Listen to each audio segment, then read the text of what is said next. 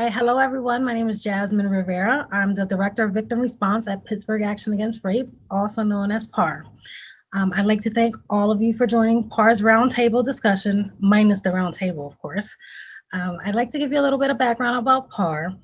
PAAR is the oldest rape crisis center in Pennsylvania. We've been providing services to survivors of sexual violence, including human trafficking, since 1972. PAAR's Project Traffic Stop was formed in 2018 to add specialized services for victims of sex trafficking, starting with the creation of our drop-in center, thanks to our partnership with Allegheny County's Office of Children, Youth, and Family Services. Today's topic is the current landscape of human trafficking in Western Pennsylvania. Today's discussion will focus primarily on sex trafficking, just due to the work that PAAR primarily does with victims of sexual violence. I have the pleasure today to introduce today's moderator, Dr. Carlos E Gofetto. Carlos is a licensed professional counselor in the state of Pennsylvania and the Director of Clinical Services and Project Traffic Stop right here for us at PAAR. He holds a bachelor's degree of science in psychology, a master's of science in education in marriage and family therapy, and a Ph.D. in counselor education and supervision from Duquesne University. Dr. Golfetto is an approved clinical supervisor, certified eye movement desensitization and reprocessing. I'm gonna have a lot of mouthfuls with this bio, Carlos. He is also a certified sex therapist. He's been practicing as a mental health provider for over 12 years. He is also an adjunct faculty for the Department of Counseling, Psychology, and Special Education at Duquesne University. Through the years as a trauma-informed focused therapist, he has treated survivors of victims of sexual violence and human trafficking from different cultures and backgrounds, including South and Central America. In 2014, Dr. Golfetto was selected by the National Board for Certified Counselors as one of their Minority Fellowship Program fellowship awardees. He's traveled to Haiti, Saudi Arabia to implement the Mental Health Facilitator Program, international, as well as trauma-informed care workshops. Please help me welcome Dr. Carlos Golfetto, who will introduce now our keynote speaker. Oh, thank you, Jasmine, for that welcoming introduction. I really appreciate it. I'm actually honored to be here today to be a part of PAAR's first roundtable discussion on human trafficking. So now I would like to extend a warm introduction for our distinguished keynote speaker, Rita Abadi. So Rita Abadi, a licensed mental health counselor, is the operations manager and clinician for the Mount Sinai Sexual Assault and Violence Program at the Queens District Attorney's Office and at the New York City Family Justice Center in Queens, New York. She provides client-centered, trauma-educated psychotherapy, advocacy, and referrals to survivors of sexual and domestic violence, with a special focus on sex trafficking. She holds a master's degree in mental health counseling from New York University and a license in clinical psychology from Brazil. She completed postgraduate trainings in group psychotherapy and psychodrama and in mental health treatment for abused children. She's fluent in 4 languages and has over 25 years of experience working with immigrants and culturally specific groups in the US and in Latin America. And I think it's very important to mention that Rita has been very influential to our work with human trafficking in Pittsburgh. Over 4 years ago, when we started designing official services for victims of human trafficking at PAAR, Rita was very helpful in the development phase, especially when we opened our drop-in center. So please now welcome Rita Abadi. Hi, Carlos. Thank you so much for this so warm welcoming, and I want to thank PAAR for this invite to share with you a little bit about the work with sex trafficking, and especially what we know now. I think that's one of the most important things. So my first brush into commercial sexual exploitation of girls was at the beginning of the century, right? We are 20 years down there, 2001. And I was, at the time, very few people were concerned about what was happening behind the revolving door of the court system, where young women charged with prostitution were arrested and released, and then arrested and released. So there were a few people that were intrigued by what was happening behind this experience. And I remember at the same time, I was discussing with a group of friends. I was out at night and talking about one of my first experiences about the arrest of very young girls on the streets of New York on prostitution charge. And there was someone that was like a friend of a friend that was categoric and said, sex trafficking of children in the US does not exist. And he was authoritarian because he said, I was I was in school, I researched the theme, this does not exist here. So a lot have changed since 2001 in terms of law, in terms of treatment, in terms of what we know. Those changes have happened mostly thanks to what we've learned through the work with these young women and girls, women, and transgender and intersex and all this, and boys, about their experiences from also our observations in our work, and also studies that were down the road about what was happening in the life of these fellows. So today I want to share a little bit about some of the stories and what we've learned through those stories, and and also we have to thank the survivors for the knowledge we have nowadays about what is really happening around them, their lives. So back to my first encounter into commercial sexual exploitation, I was in my office, and I was basically working with sexual assault survivors. And I was asked to help a 12 years old that was found on the streets, loitering, and the charge at the time would be loitering for the purpose of prostitution. And she was picked up by the police when they were investigating. They are actually trying to start investigating what was happening in terms of trafficking. And let's call this young girl Naisha. So Naisha was 12 years old, a runaway, young African-American girl. And she said that she was out there because she was helping her boyfriend. Her boyfriend was, according to her description, kind of an older person. He was around his 30 years old. And he met her first on her way to school. She was going to pass in front of him like he was usually at the corner. And he struck a conversation. She responded. They start talking. So Naisha told him, as she told us, that her father had abandoned the family, and she had a conflictive relationship with her mother. And because she's an adolescent, she was fighting, she was trying to establish her identity. And her mother was already in a new relationship, and the stepfather was someone that was alcoholic and violent. So Naisha struck this conversation with this older person that, seemed to be interested. She was infatuated with the boyfriend. And this boyfriend asked for some help. He said, oh, you can help me because I need to raise some money. I was in trouble with X, Y, and Z. And what about if you work on the streets for me for a couple of nights, and this way I can just, solve my problem. And, we love each other. We can do, you can help me. So at the time when I first met Naisha, she never saw herself as a survivor of sexual exploitation. The only thing she was doing there was that she was helping her boyfriend. She was helping the person she was in love with.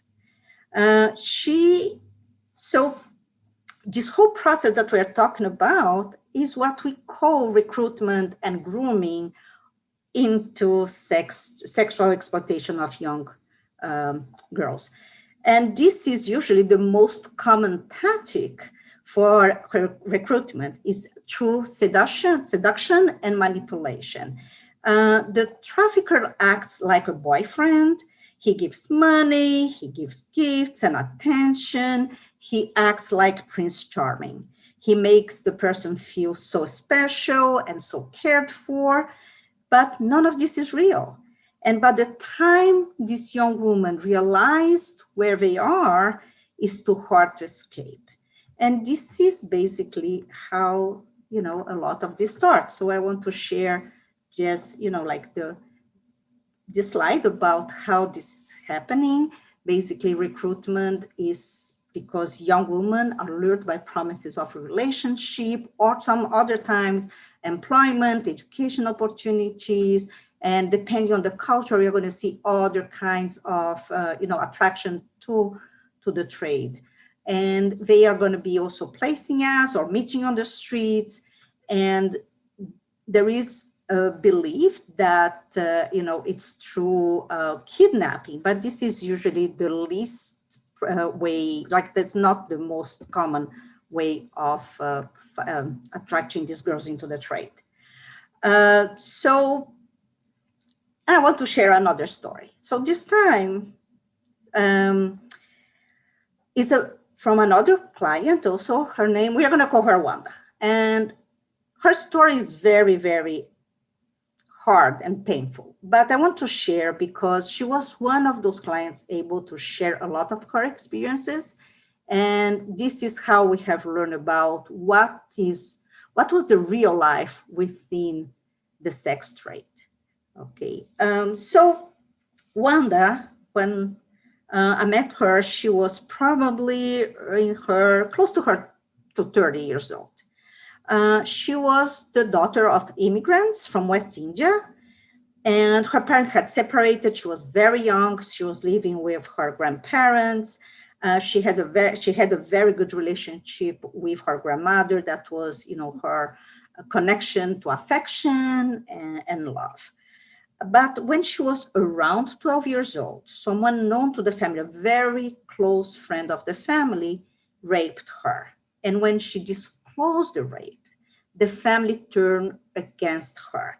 This family member was someone like a community leader, someone that had helped the family, and who believed at 12 years old when she disclosed she was raped. No one believed her. Everybody believed this other man. And this is what started the turnaround in her life. She started being sending around from one family member to another family member. Her grandmother was getting too old. She could no longer care for her. And at the end, because she was fighting everybody, she was so angry at what was happening, she ended up in foster care. So when she gets into foster care, and she told us, she was feeling unwanted and very vulnerable.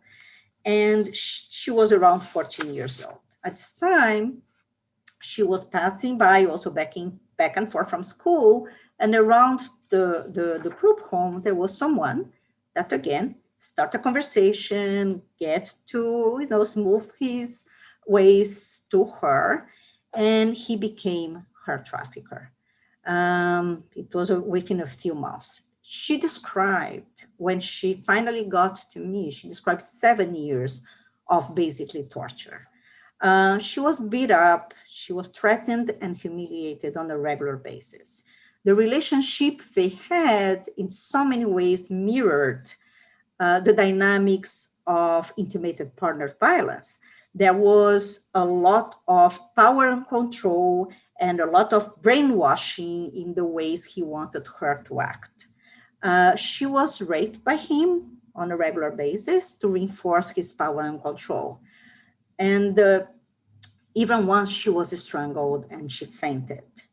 The trafficker also forced her to get a tattoo with his name, and this is called branding. This is the way she becomes his property. And she also, he forced her at some point to have an abortion, but also they had 2 kids together, and the children were used as a way to control her. So at this point, we know that she was in contact with the health system, but even through this contact at that point, no one saw her troubles, her struggles, what was happening in her life. Wanda wanted to escape, and she had tried so many times, but so often he found her. And we believe, because she still doesn't know, that maybe the kids were telling him, because he was trying to keep contact with the children. She also described a lot of issues and struggle with law enforcement because she has been arrested as a minor. And also she described a lot of violence from the clients, from the Johns, that also have robbed or beaten or raped her in multiple occasions.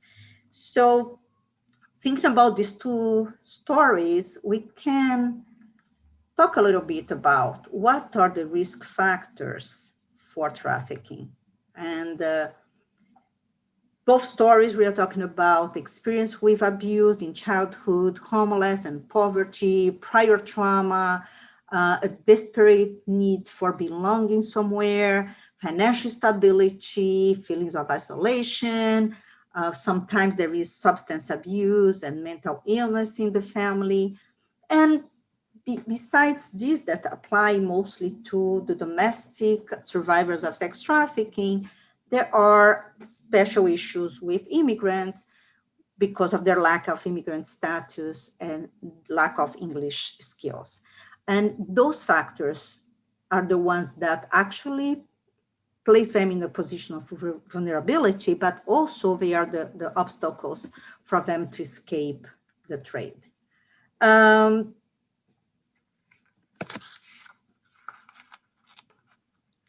So I would like to share another story. It could help us understand other levels of the problem.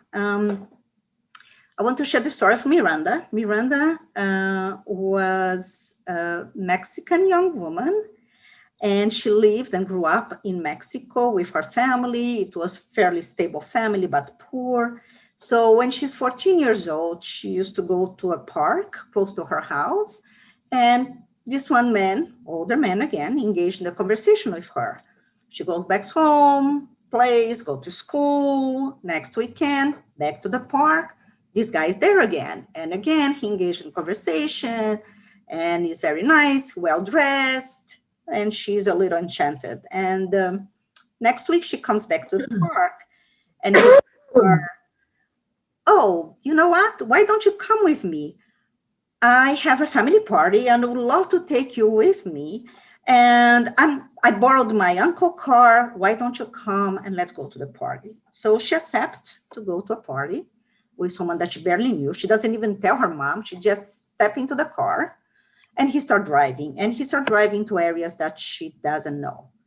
And soon she really had no reference where he's taking her, but he's taking her to Tenancingo, that is well known in Mexico. It's a well-known prostitution area in Mexico. What happened next is that they enjoy the party, but he doesn't take her back home. So she asks him to take her home. He says he doesn't have the car. He needs to ask for the car. He disappears. He comes back the next day. He engages in sex with her.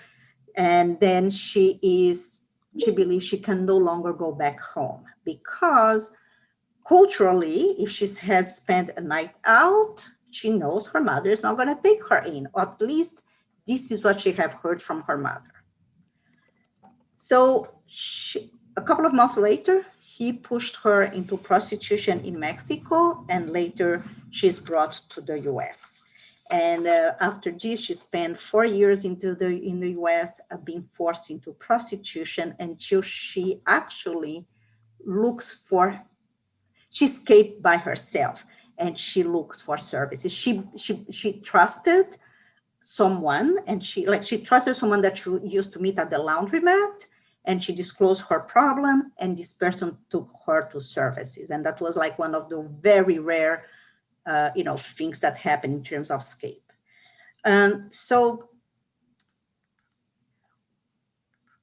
Okay. And so in looking at this, we can understand through all these stories, what are the tactics that are used to hold this young woman under their control. There is always arrest of incarceration, threats of arrest and incarceration, because after this young woman engaged in the first time in prostitution, the traffickers tell them that, if you do not do it, I'm going to call the police and let them know that you are prostituting. There is work on isolating them, taking them away from family. There is abuse, rape, and sometimes they have guns that they show. There is control of food and sleep, sometimes drug use, a lot of lies, brainwashing, favoritism, and also control of reproductive health, right? Through either controlling, like mandating or having them having abortions, or sometimes having kids in common that would make it harder for them to escape. So what else did we learn from all these women besides these forms of control? We know that trafficking happens with people all ages. So it's important to understand, we tend to think about young women in trafficking, and I have seen women being forced into prostitution down the road in her 40s and 50s after divorce and poverty and needs to survive. It affects people of all genders, and most of the victims, they know their traffickers beforehand. They engage in some kind of relationship, and it could be a family member. It could be someone that wants to pass by your boyfriend. It could be someone from church. It could be someone from work. It could be like so many people when they want to explore this young woman. But mostly it's important to understand that we always, people tend to think about trafficking in terms of international sex trafficking. And it seems that it moves people much more, and people think about women being dragged through borders from one country to the other. But actually in the US, the domestic trafficking, sex trafficking is much, much bigger in terms of number, in terms of victims, than the international sex trafficking. And we have to think that, sex trafficking can happen anywhere. It happens on the streets, brothels, hotels, houses, call girls, delivery in the Hispanic community, nail salon, massage parlor, internet, and any place that we can think of. So talking about this, important to understand what is in need in terms of services. And for sure, we need long-term trauma treatment that implies in understanding trauma, post-traumatic stress disorder, complex post-traumatic stress disorder, developmental trauma, what means, what is traumatic bonding, what's coercion. But the biggest struggle has been in the last year to find housing. If you cannot find housing to help this young woman, it's really hard to help them out of sex trafficking. We also need intensive case management, and we need economic empowerment. So it's important to understand that it's very long work, very long time work. It takes a village and a number of services to be able to help this young woman. But it's also very important to understand that those are very, very painful stories that is very hard for them to tell. And it's very hard for also them to understand they are victims so often, because they have at some point considered and they have worked with traffickers in order to survive. So there is, it's hard work, it's long work. A lot have changed. We have found a lot of services. We have changed the laws in these last years. But one thing that has not changed is the pain and suffer that these people that have been survivors of sex trafficking had gone through. Okay, thank you.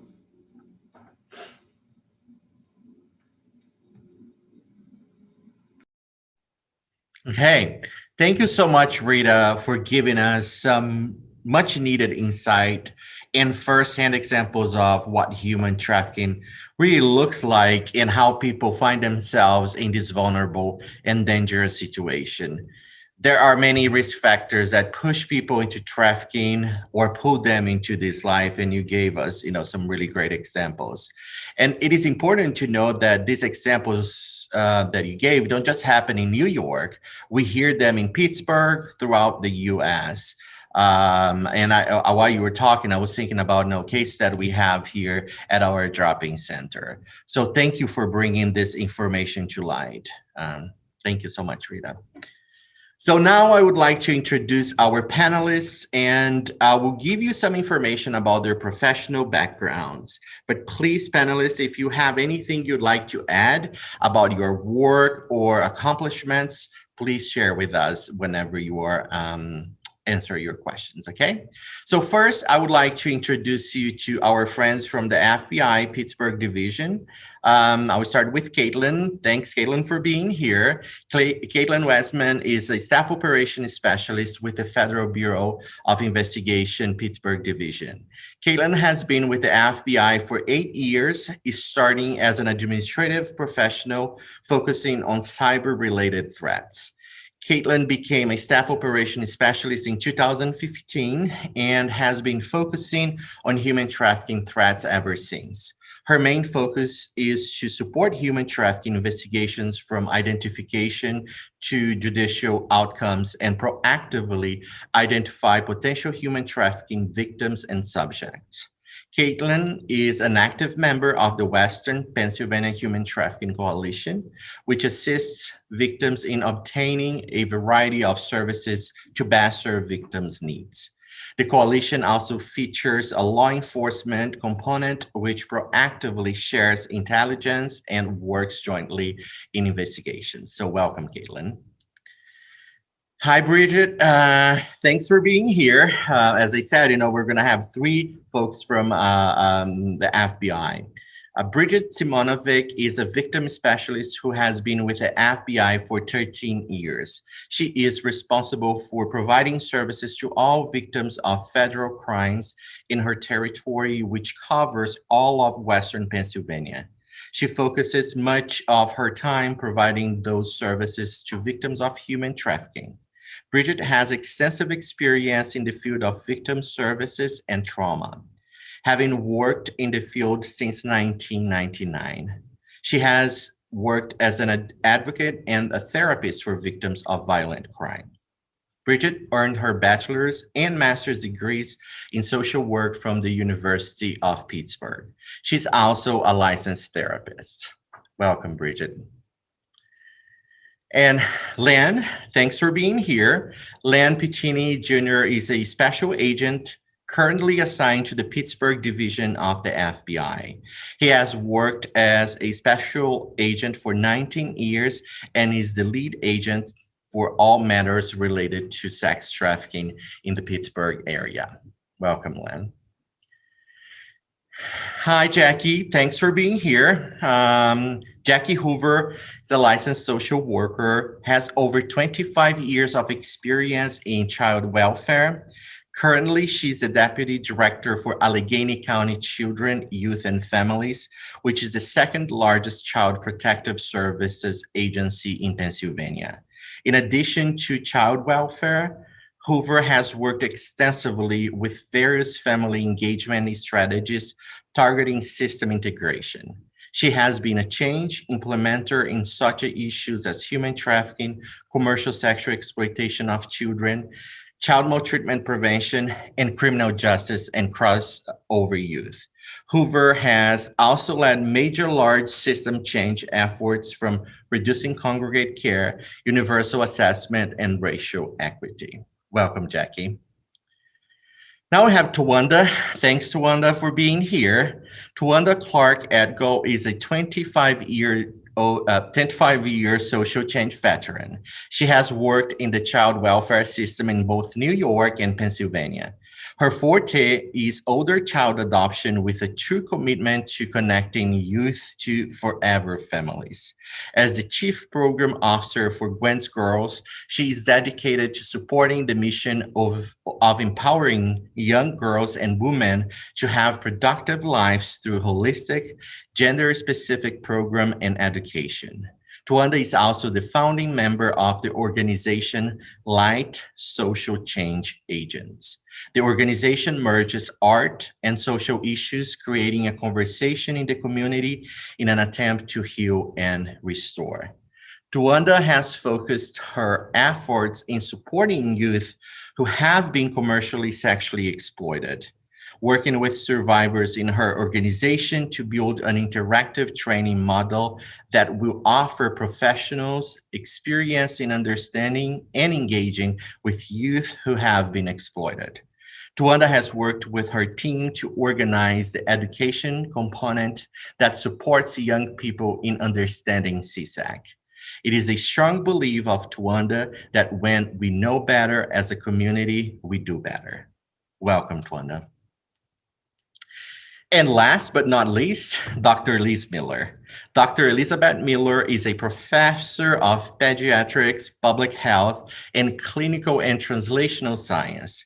She holds the Edmund R. McCluskey Chair in Pediatric Medical Education at the University of Pittsburgh School of Medicine. She's also director of the Division of Adolescent and Young Adult Medicine and the medical director of Community and Population Health at UPMC Children's Hospital of Pittsburgh. Her research addresses interpersonal violence prevention and adolescent health promotion in clinical and community settings. She also serves as the academic co-director of Community Partners, the Community Engagement Core, for the Clinical and Translational Science Institute at the University of Pittsburgh. Welcome, Dr. Miller. So thank you all again for joining us for today's discussion. We are so fortunate to have you here to share about your experience working with survivors and victims of human trafficking. So we are going to start with specific questions for each panelist and end with some general questions for all panelists to answer. And I would like to start my first question with the FBI. So I'm going to ask this question, and they will see who is going to answer. Of them. Okay, so the FBI plays a key and central role to supporting victims of human trafficking, fighting the traffickers, and in some cases, identifying the Johns or clients who use the sexual services of victims. Can you tell us more about the FBI's efforts in the fight against human trafficking? Sure, Carlos. It just so happens maybe there's three parts to this question, and there's three people here. But I'll go first. So in the last year, aside from working investigations and following down leads and tips, we've taken a look at our role and where we're at and who we're partnered with, and basically restructured some of our pieces. And we've worked closely with United States Attorney's Office, and through our meetings, we've decided to basically put ourselves under an umbrella called Operation 10, which is Trafficking Ends Now. And the spearhead at the United States Attorney's Office is AUSA Rebecca Slowinski. And through her and all of our conversations and communications, we've put together a network of key participants and people, CYF, PAAR, of course, Salvation Army, and some other entities. And one of our big gaps that we had was placement in safe houses. So we've worked really hard with that, and we've successfully utilized some venues in this area and have some venues available outside of our state, actually. So that's a big piece we've been putting together. And then, of course, continuing our liaison with our local, state, and federal partners and having dedicated lines of connection for when things do happen at strange hours.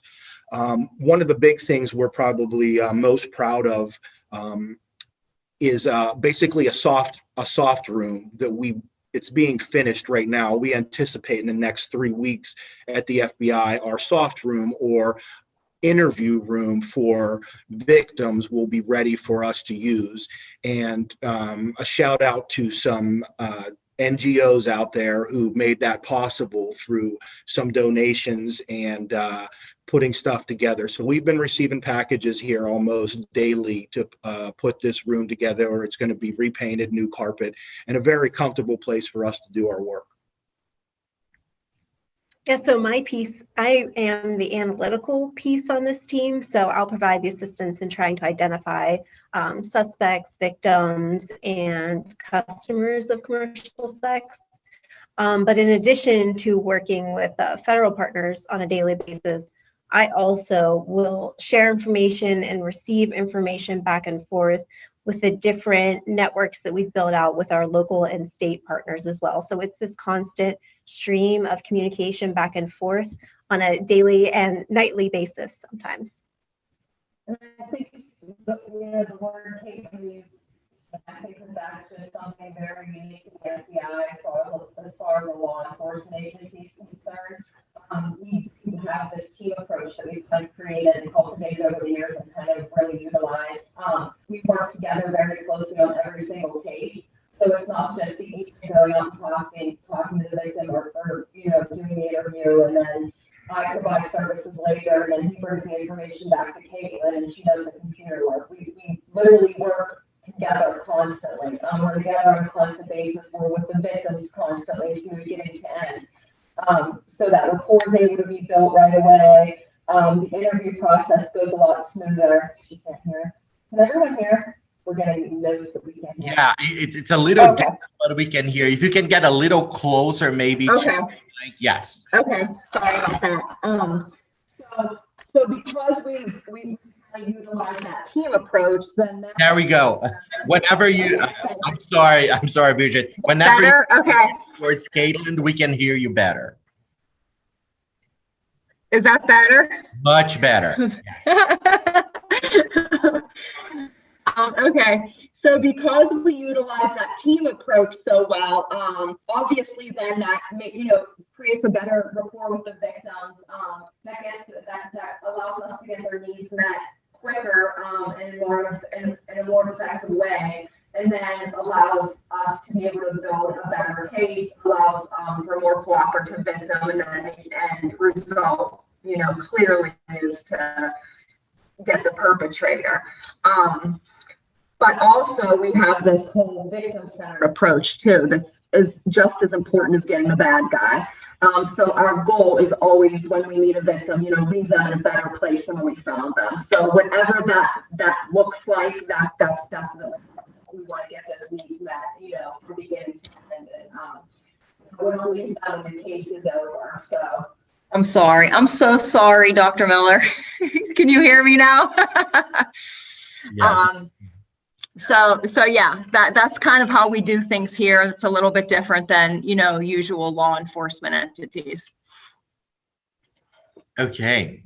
All right. Thank you so much. A lot of good things, that we learned today. Especially, I was glad to hear from Lynn about the soft room, something that it's going to be offered for victims, that they are going to feel comfortable and safe to get the help that, they need.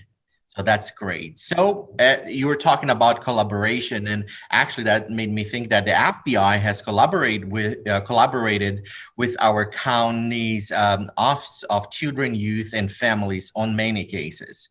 So this next question is for Jacki Hoover, Deputy Director of Children, Youth, and Families of Allegheny County.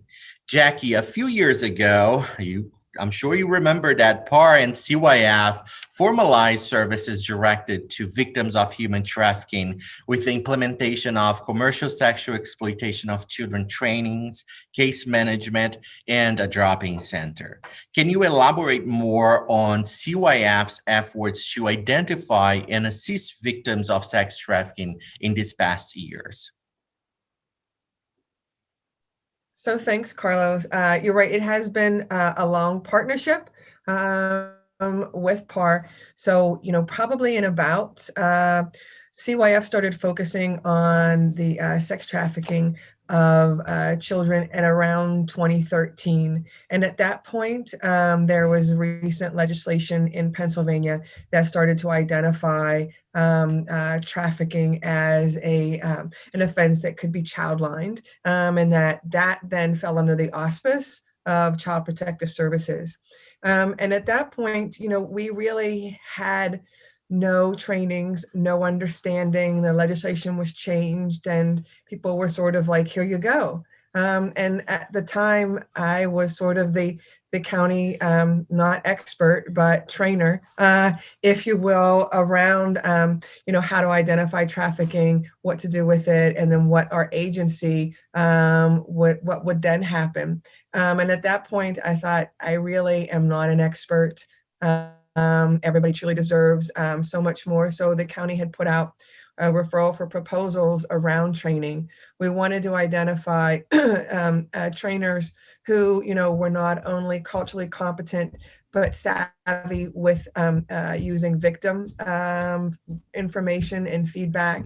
And at that point, we had a national search, and, PAAR came out of that national search ahead of many other leaders who were pretty renowned. So I think that says a lot about, how PAAR has focused their efforts around, sexual exploitation and human trafficking. And so at that point, PAAR had focused on training, developing training for us. And we trained not only all of our caseworkers and supervisors, but stakeholders and judges, providers. So really people could understand, what this was. And at that point, we had focused on, now that we had a core understanding around how to identify sexual exploitation, what would we do with it? And I started looking at national partners. I originally thought we would have a residential facility in 2014, 2015. Unfortunately, that did not come into fruition. What we did learn from national partners is, really sort of looking at reducing harm effect. So trying to engage, I think, it's exactly what Rita had said earlier. You will meet very few young people who identify themselves as a victim. So, what we want to try to give people, especially young people, is opportunity for employment, education, housing, food, or, frankly, it's just safety. So we put out that referral for proposals, and PAAR again won the award. And the drop-in center was born out of that. And I think, with our partnership, we've learned a lot through the years about, how, the Child Welfare Agency brings young people to the center, how the center engages and outreaches, and really trying to make it a normalized place that, you don't have to come and, reveal all this information, that you can come, you can get something to eat, you can get some counseling. And then maybe, if and when you're ready, those are some issues that can be focused on. And that's been a real learning curve for much of child welfare. We are still learning and training our staff every day around, we do investigations. That's the course of child welfare work. And when you're investigating, you want an answer within 60 days. And, if you look at the trauma and that most of these young people or victims survivors have been through, we're not going to get that reveal in 60 days. So how can we, as an entity, collaborate all together and be in it for the long haul? So we have created a coordinator position. We have implemented an assessment that we do anytime there is a young person who runs away. or is gone for a period of time where we're concerned. We have that done in all of our congregate care facilities, as well as our kinship care homes and our foster care.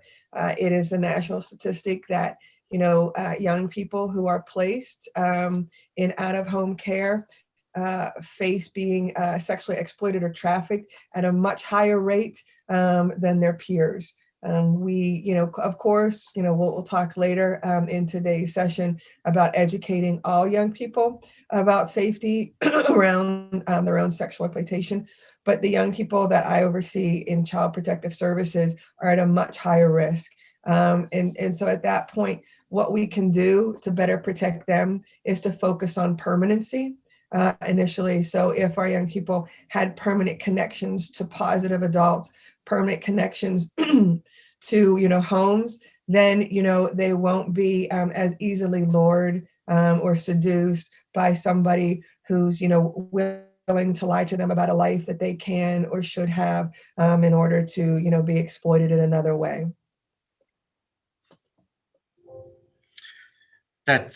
That's great, Jacki. Thank you so much. It sounds like you are, constantly looking for innovative ways to support our victims, and that's fantastic. Thank you very much. And I would say, I'm excited to say after, multiple efforts and tries, we just entered a contract with a local provider, and we will have our first residential facility opening early spring. Many of the individuals on this call was a collaborator who helped oversee, the proposal process for this placement. We're going to be using an evidence-based practice from the California Clearinghouse called CHANCE, where it has been identified to, reduce sexual exploitation and have positive outcomes for young people. So we're quite excited that, we've sort of, fulfilled the full circle of the spectrum, that, we have training, outreach, education, identification, treatment, and now a safe facility for our young people that will then also be able to step down into therapeutic foster care. So while it's certainly still not enough to address the need, we are in a much better place than we were just a few years ago. Yeah, that's true. If we think about even a year ago, we see that in a much better place. So that's really great. So as we can hear, CYF has worked with many providers in our county, and specifically with Tuanda Clarke Edgo, Chief Program Officer of Gwen's Girls, to prevent trafficking and support children and youth in our region. So statistics show that women and girls of color are disproportionately represented as victims in the world of human trafficking, specifically sex trafficking. So this next question is directed to Tuanda. Can you share some insight on why that is and how traffickers target vulnerable populations such as people of color? Right. Thank you, Carlos, for inviting Gwen's Girls to participate in this panel. What we know about trafficking is that across demographics, the push-pull techniques are pretty much the same. What pulls young people into the life is the manipulation, the coercion, that need to feel loved in most cases, or the need to just survive. So that is across demographics. That's no different for any race. But what we also know, based on what our data tells us, is that Black girls fare poorly through no fault of their own in the education system, in the child welfare system, and in the juvenile justice system. So I'm a storyteller. Let me break this down in a story for you so that you get it. So I have an 11-year-old girl that comes into the foster care system through no fault of her own. She goes into a foster family, and for whatever reason, that foster family isn't able to provide care for her. So that placement disrupts, or she's not able to stay there anymore. And so she transitions to another foster home, maybe 3, 4, 5 times throughout the year. She might transition to a different foster home. And in each one of these transitions, she does poorly in school because she doesn't stay in the same school. She feels she feels like she's not important, she's not loved, because every time she goes into the foster care system, the thought is, what's wrong with me, is what evolves from her. Okay, so she's doing poorly because she has no family stability, which is why I say my forte is older child adoption. I believe every child needs to have a family.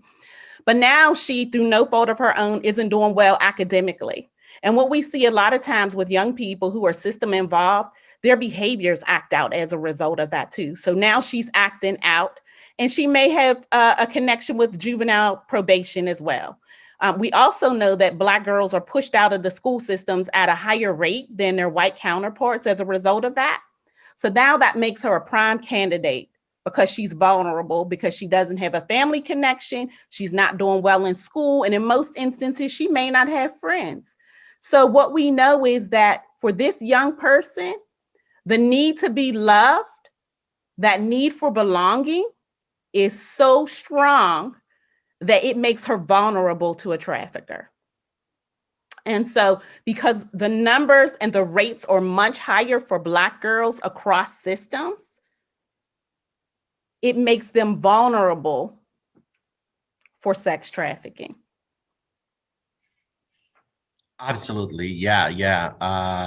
It is. And one thing that you mentioned, how many times they leave their house because they don't find the support that they need there. A lot of different things that play into leading them to getting to sexual exploitation. So we also know that victims of human trafficking may show up at local emergency departments or hospitals. So victims encounter healthcare professionals regularly. Dr. Elise Miller, can you speak to the role healthcare plays in identifying and assisting victims of human trafficking? Indeed. And it is really wonderful to be part of this esteemed panel and to be part of this discussion, because I think you're hearing, Carlos, you're reflecting on this, Jacki, as well, right? That we have made some tremendous progress in our region.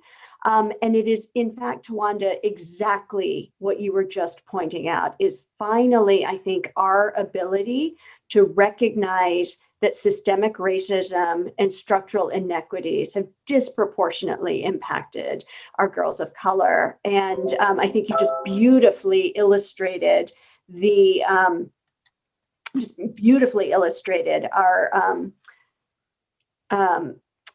the ways in which these vulnerabilities just intersect and pile onto each other, right? I just, by way of background to your question, Carlos, about the role of the health professional, I want to share with you, because I'm a storyteller too, and I was born and raised in Japan. So I actually did my doctoral dissertation back in Japan, where I had intended to actually study the transmission of HIV and how that was kind of being treated as a kind of disease brought in by foreigners. So a good anthropological project. But what was fascinating is in my first 2 weeks of starting the work in Japan, the Japanese Ministry of Health and Welfare said, well, the reason there's so much new HIV infection in Japan is all the foreign women. And what they were referring to was, in fact, the trafficking of adolescent girls from Southeast Asia into Japan's sex industry. And so I wrote a very polemical dissertation about how we were missing violence against women and girls. We were missing this story of sex trafficking, and how could we as public health professionals be talking about HIV prevention without addressing violence against women and girls? And I closed that chapter and I moved, back to the States, finishing medical school, finishing my training, and did not occur to me that somehow this was also going to be a problem in the US. Somehow this was like, to Rita, your point, right? That so often we think about this as international trafficking. And it was not until we had a young person come into our community health center, where one of our very thoughtful social workers identified that she had been trafficked, that then my world opened back up again. I subsequently moved out to Sacramento, and this was around a time, Rita, that you were talking about in the early 2000s, right? With the first laws around trafficking and so forth. And you may remember at that point that the FBI started a campaign called Rescue and Restore, right? So the focus was on case identification, plucking the survivor out of the situation, rescuing them, and somehow then all was going to be well. And it was really kind of in that space that I was coming in as a health professional, but also as somebody who had already had the privilege of doing some trauma-informed work. Like, that doesn't sound quite right to me, right? And I think now, 22 decades later, we recognize exactly the story that Tuanda was just telling, right? The young person who's moved from foster care system to, one foster home to another, disrupted relationships, a school system completely unable, right, to recognize the disruptive behaviors, the chronic absenteeism, and then the rapid entry into the juvenile court system. And interestingly, for me, I moved to Pittsburgh 10 years ago. And I think by this point, when I started as the medical director at our juvenile detention facility, one of the earliest young people I had the privilege of taking care of, I was like, this sounds like trafficking to me, and had an opportunity then to connect with our then FBI agent, Brad Orsini, who was deeply involved in this work. And the partnership with the FBI and Children, Youth, and Families has really been just magical, with PAAR providing a lot of the trauma-focused support that we need. So what does this mean for us as health professionals? One, for those of us who are on the front lines, serving our marginalized young people, right? So those of us who care for young people who are unstably housed, young people in the foster care system, young people who are juvenile court involved, we certainly have to be absolutely aware of, trained in, and recognizing and really understanding how to use all of the networks and resources and supports. But what many of my colleagues at Children's Hospital, for example, will say, but we don't see this that often, and we're not so sure, and so forth. And part of it is that we so often don't recognize those young people who are being trafficked, right? So in a case example of this was a teenager who came in through our emergency room who had passed out at a local fast food restaurant. And so she had fainted because she hadn't eaten. Lovely that our emergency room recognized that she had not eaten, right? So they took care of the food issues, and they were like, let's help you get fed, and let's figure out how to get your, make sure that you're, getting food resources. But nobody paused to say, could she also be being sexually exploited?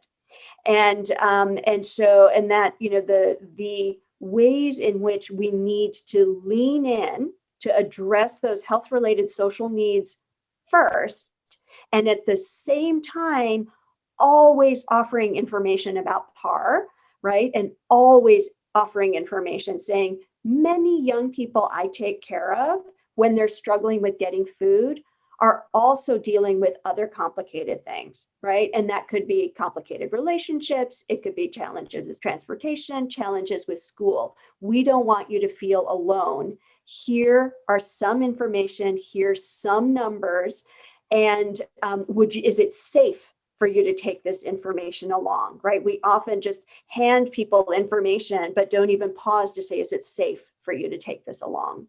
And the extra sort of piece to this that I have added is to say, this may not be relevant for you, but it is probably relevant for somebody you know, maybe a friend. Could you take this information along for a friend?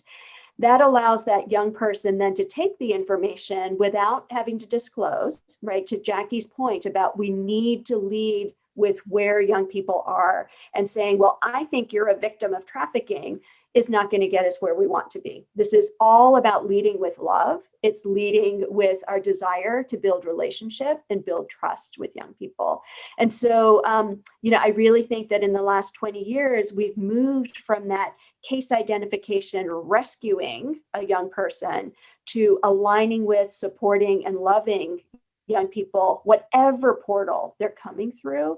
The term that I use in talking about this is healing-centered engagement, this idea that we can engage with young people in a way that promotes healing and recovery.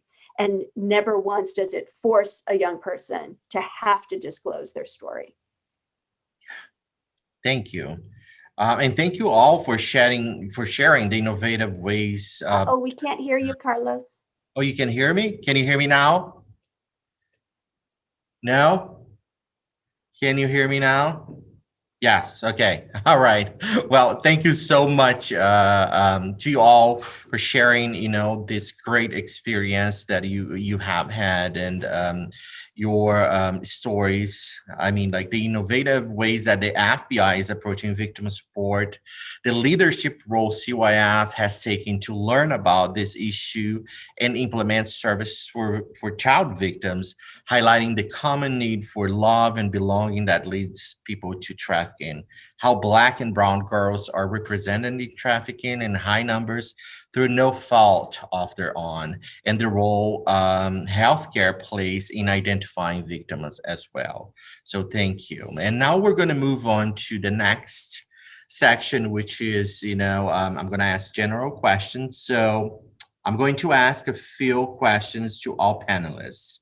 I will direct the question to the FBI first and work our way around to each panelist for their response, kind of, the same way I asked the first question. So my question is, the first one is, can you discuss the barriers to accessing services or the gaps in resources in our community that impact human trafficking survivors?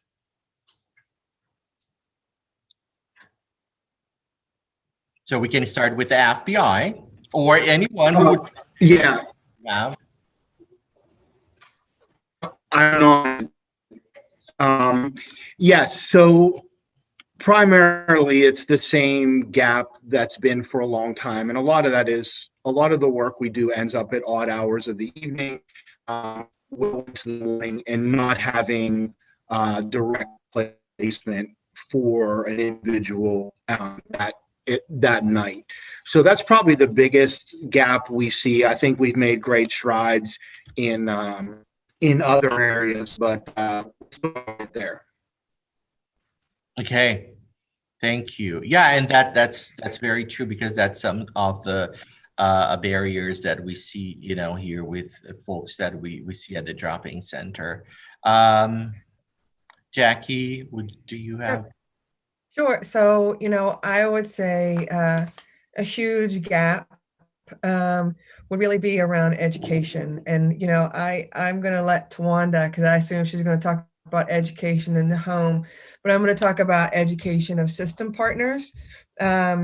So I still see huge gaps, especially in law enforcement, and some medical professionals in identifying and knowing what to do. So, a few years ago, there was safe harbor legislation, which identifies certain things that, youth under the age of 18 can be charged for. There are 5 sort of misdemeanors, and they're relatively simple things like possession of a controlled substance, things that typically indicate at risk for being sexually exploited.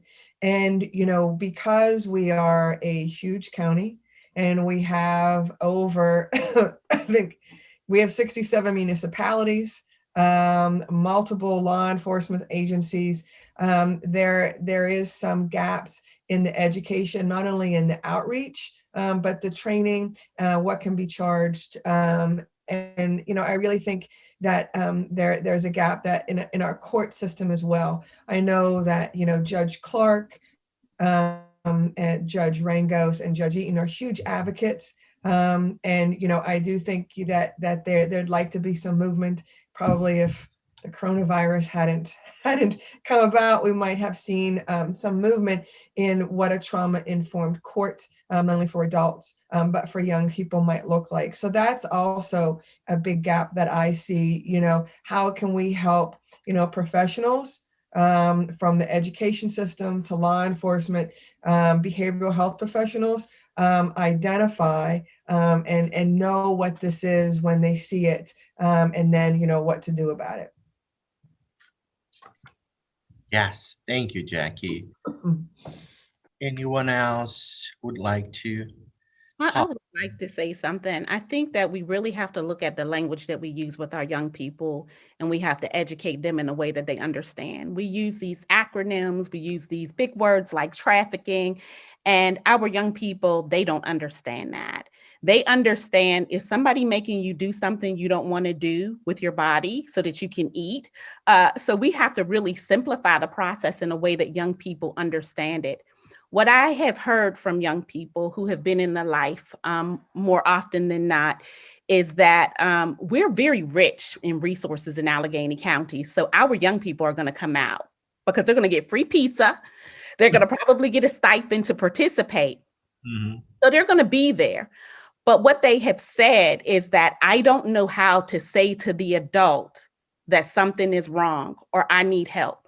So our adults have to be aware enough to kind of assess the situation and ask the right questions. And I use the Dr. Miller technique. Is I heard that there's this house in this area where this is what's happening with some of the other girls. I don't know if that's happening to you or not, but just in case it is, this is where you can get, help.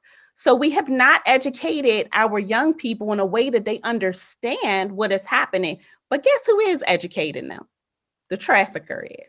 Mm-hmm. So we really have to make sure that we are modifying and simplifying the education in a way that they have the information that they need to protect themselves.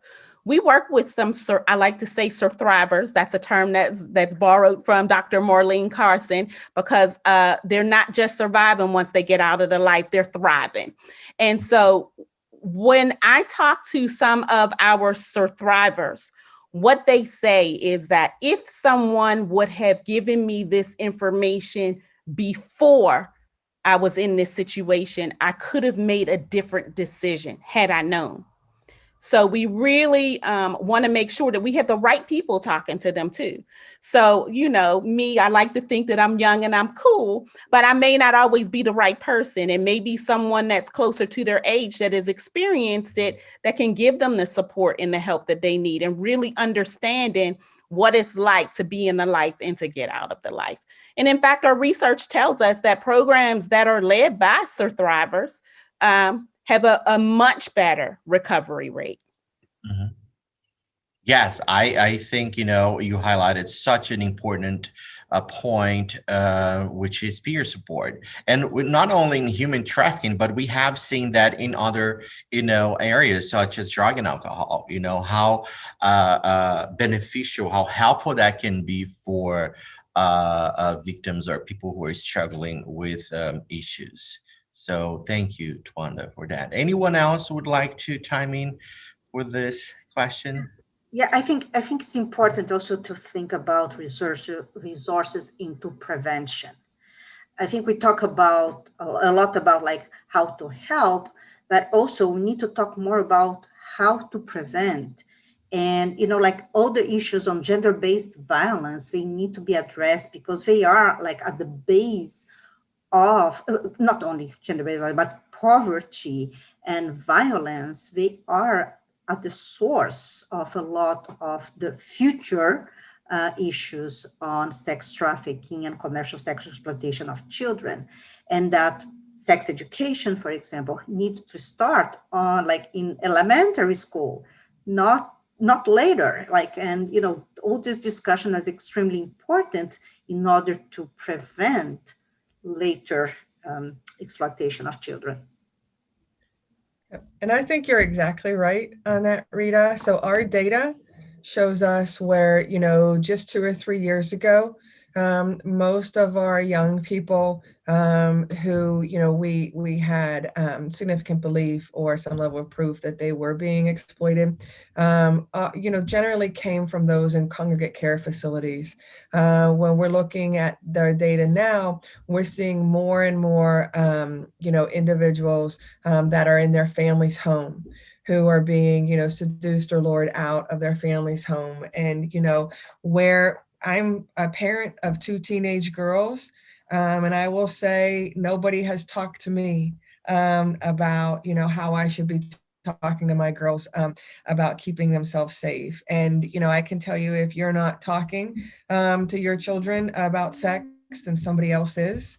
And, you know, how can we educate parents to have those hard conversations, because they are very hard and awkward for everybody. And, you know, Tuanda has taught me a lot about, you know, truly normalizing that conversation. So, you know, that young people are more comfortable in sharing, and that we're using their words. And, you know, I do think that education system, you know, has really got to, you know, take a step up. And how can we support them in, you know, really looking at, you know, that sort of physical health, you know, being sexual health as well. Mhm. Yeah, absolutely.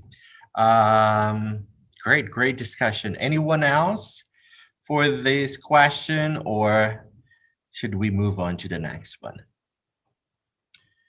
Okay, we're going to go with the next question. So the general public often wants to know what to do if, you know, they come across someone who may be a victim of human trafficking. Can each panelist share one recommendation on how a community member can help or support a victim?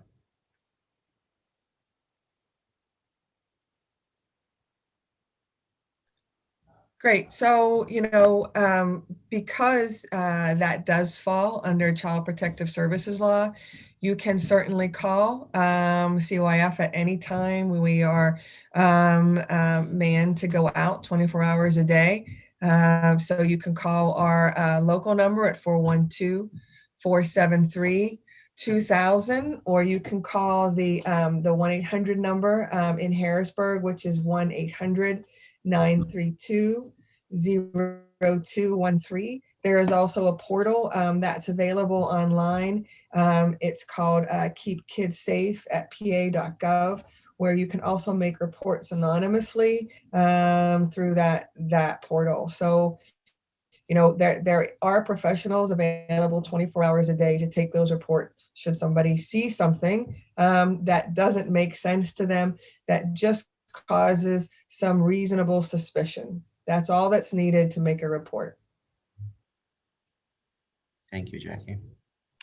And I would add, certainly from the healthcare system perspective, because this question certainly comes up from health professionals as well, is that I encourage all of our clinics, you know, all of our healthcare systems to build a formal partnership with PAAR, right? We have an incredible resource, and yet so few of our health professionals know about PAAR, the services provided, and the ability to talk about the drop-in center and the resources provided. And to do so, you know, in the way that Tuanda was just sharing of, you know, if you know, we want to empower all of our young people with information about what's available to them. And far too many of our young people are in, you know, relationships and situations where people may be making them do things they don't want to do, including things sexual. And so that's why in my pediatric practice, I am giving this information to all of my patients, and really giving young people that sense of this is normalized. And I always add, I need your help getting this word out. I need you to be able to help to share this information with other young people as well. And that also helps a young person not feel like they're being singled out, stigmatized in some way. And so that ability for us as health professionals to provide that universal education is critical. Thank you. Yeah, I understand where they are. I think Tuanda talked about it, and we have heard from other folks about language, you know, and as we see here in our dropping center, a lot of victims, they don't see themselves as victims, and that's where they are. It's that's a trauma-informed approach that we all have to think, whether you are a clinician, an advocate, an agent, you know, to understand that they might not see, you know, themselves as, you know, victims of sex trafficking or exploitation, but we can still offer them, the resources that we have in the community, because at some point we have had this here that, you know, they're not going to come right away, but maybe in 1 or 2 or 3 months, they're going to be back, you know, to take advantage of, you know, what we have available. I think, Carlos, I'd like to add, of course, anything be run through the FBI, reported to us, we're available 24 hours. We're always on duty or have someone on duty, both Bridget, myself, and Caitlin. We've been working that way at odd hours. So it's no issue to report to us, and we encourage it. Okay, I think Lynn froze. Lynn, can you hear us? Okay, can you hear us? Okay, I think you froze. Yeah, I got you. All right, okay, you're back now. But I think the final Okay. of what you were trying to convey was cut. Froze.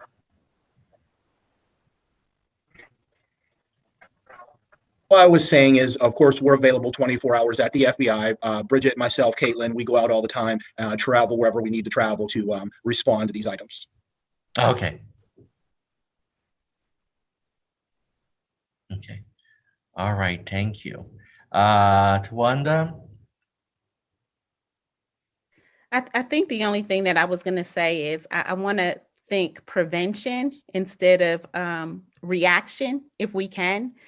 And so if people are looking for a way to get involved and to support, and we're thinking about prevention, think about how you might be able to be a connection to these young people in a positive way. Go through a foster peer training class or session and get involved in that way. Instead of, you know, looking at how we can do things on the back end, how can we be more proactive in the front end? Great. All right, so now we can go to our last question, which is the coronavirus is not only claiming hundreds of thousands of lives, but it's also increasing case of abuse, violence, and exploitation. Do you think that the pandemic crisis has contributed to more cases of human trafficking? And I would like to hear from you all, you know, what do you think it's going to be? What it's going to be like, which I know it's unpredictable, but whenever we have these under control, do you think human trafficking will be, you know, numbers will be actually higher?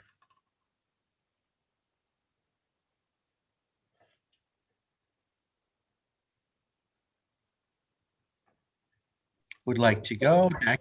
So I can speak for us. You know, I think so much of my life changed in March, and it's just been constant pressure since that time, trying to think about all the things that affect children and families. And what we knew then is exactly what we know now, that children are spending much more time online than ever before, especially, you know, for those of us who live in Western Pennsylvania. And, you know, it was 22 degrees last night. So no one is going outside. There really is, you know, much more darkness. And, you know, when you think about that, you know, means many more children in isolation in their rooms. You know, schools are not in session for some of us. So again, children not being seen or heard by, you know, a lot of people who generally are there to check in on them. So, you know, we've been extremely worried about this population, and we've tried to do outreaches in different ways. So not only to try to keep young people in our facilities engaged by having, you know, more activities, more team building sessions with them, but also, you know, by utilizing peer support and, you know, developing tip sheets and outreach and TikTok contests around identifying, you know, safe internet use and what people look like when they're trying to, talk you into a meeting, or, what healthy relationships are. So, and I think that's the whole thing around prevention. It's not, warning a young person about, somebody lurking outside in a white van. It's, really educating that, this could be your best friend who propositions you into this situation. It doesn't have to look like somebody who's going to hurt or harm you, or it doesn't have to feel like that either. For a lot of survivors, the initial relationship can feel very, endearing and supportive and part of what they're missing. But, if we haven't talked about that or, shown kids what that looks like, then they don't know what to name it when it happens to them. So, as much as, we can put out sort of, and Tuanda really hits on that well, is that peer supported language. If you talk to me, I don't know what's, cool or, what's to say, but, how can we utilize their forums in their way? My daughter talks all the time about, how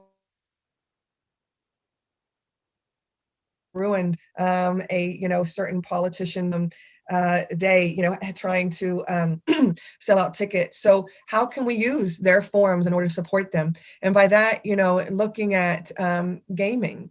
So how can we use gaming as a way to educate? Those are things that, are easy to develop for, children who are 6 compared to 16. There's all types of, age appropriate games that, you can look at in a doctor's office or any waiting room.